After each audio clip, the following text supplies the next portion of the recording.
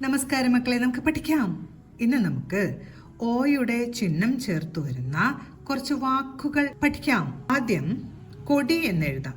കൊടി, ഫ്ലാഗ്. അതിനായി കോ എന്നാണ് ആദ്യം എഴുതേണ്ടത്. കോ എന്നെഴുതാനായി എയുടെ ചിഹ്നം വരച്ച് കാ വരയ്ക്കണം. ഇനി തൊട്ടടുത്തായി എന്ത് വേണം? ആയുടെ ചിഹ്നം കൂടെ വരയ്ക്കണം. ഇപ്പൊ അതിനെ കോ എന്ന് ഉച്ചരിക്കാം. കോ കഴിഞ്ഞിട്ട് ടി എന്നാണ് എഴുതുന്നത്. കോയ്ക്ക് ശേഷം ടി എന്ന് എഴുതുന്നു. ടാ എഴുതി ഈയുടെ ചിഹ്നം വരച്ചു. കൊടി. അടുത്ത് നമുക്ക് പൊട്ടി എന്ന് എഴുതാം. പൊട്ടി. ആദ്യം പോ വരയ്ക്കണം. പോ വരയ്ക്കാനായി എയുടെ ചിഹ്നം വരച്ച് പാ വരച്ച് തൊട്ടടുത്തായി ആയുടെ ചിഹ്നം കൂടെ ചേർത്തു. പോ ടി എന്നാണ്. ടാ ഉറച്ചുച്ചരിക്കുന്നുണ്ട്. ടായുടെ കൂട്ടക്ഷരം എഴുതി ഈയുടെ ചിഹ്നം വരച്ചു. പൊട്ടി. അടുത്ത നമുക്ക് കൊട്ടണം എന്നെഴുതാം. കൊട്ടണം. ആദ്യം കോ എന്നാണ് എഴുതുന്നത്. കോ ട. ട ഉറപ്പിച്ചുച്ചരിച്ചു. ടായുടെ കൂട്ടക്ഷരം എഴുതി. കോ ട ണം. കൊട്ടണം. കൊട്ടണം. അടുത്ത് നമുക്ക് പൊട്ട് എന്നെഴുതാം. പൊട്ട്. ആദ്യം പോ എന്നാണ് എഴുതേണ്ടത്. അതിനായി എയുടെ ചിഹ്നം വരച്ച് പാ വരച്ച ശേഷം ആയുടെ ചിഹ്നവും ചേർത്തു. പൊട്ട്. ടാ ഉറപ്പിച്ചു വെച്ചിരിക്കുന്നത് കൊണ്ട് ടായുടെ കൂട്ടക്ഷരം വരച്ച് ചന്ദ്രക്കലയിട്ടു. പൊട്ട് എന്ന് ഉച്ചരിക്കാം അല്ലേ? പൊട്ട്.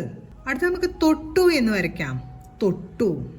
തൊട്ടു എന്നതിനായി ആദ്യം തോ വരയ്ക്കണം. അതിനയുടെ ചിഹ്നം വരച്ച് താ വരച്ചു. തൊട്ടടുത്തായി ആയുടെ ചിഹ്നവും ചേർത്തു. തൊട്ടു.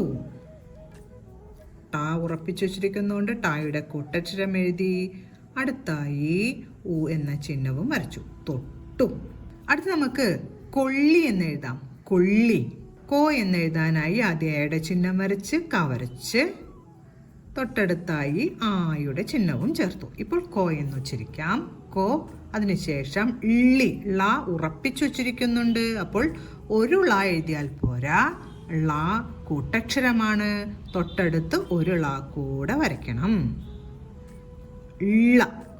കോ ള ആയി. ഇനി ഈടെ ചിഹ്നത്തിനായി ഈടെ ചിഹ്നം വരച്ചു. കൊള്ളി.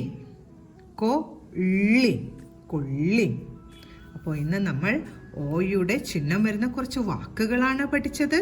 ആദ്യം എഴുതിയ വാക്ക് കൊടി. അടുത്തത് പൊട്ടി. പിന്നീട് കൊട്ടണം എന്ന് പഠിച്ചു.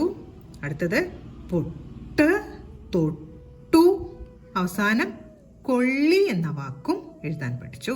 ഇന്ന് നമ്മൾ പഠിച്ച ഓയുടെ ചിഹ്നം വരുന്ന ഈ വാക്കുകളെല്ലാം പറഞ്ഞുകൊണ്ട് എഴുതി പഠിക്കാൻ ശ്രമിക്കണം. അടുത്ത ക്ലാസ്സിൽ കാണാം മക്കളെ. നമസ്കാരം.